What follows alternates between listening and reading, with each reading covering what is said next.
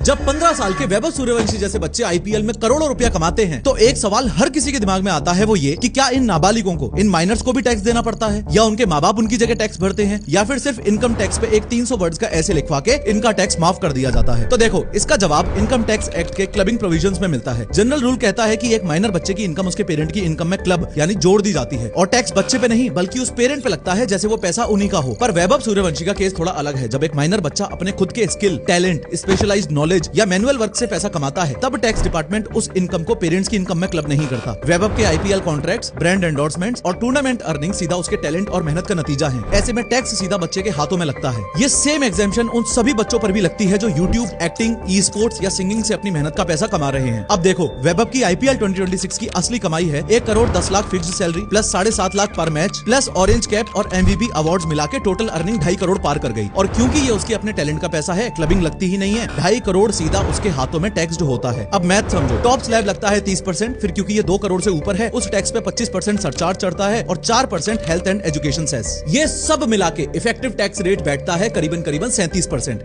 यानी कि पूरे 2.5 करोड़ में से 92 लाख रुपए तो सीधा सीधा टैक्स में चले जाएंगे। और फर्दर इस 92 लाख को इस देश के नेता वोट जीतने के लिए वोटर्स में फ्रीबीज के रूप में बांट देंगे।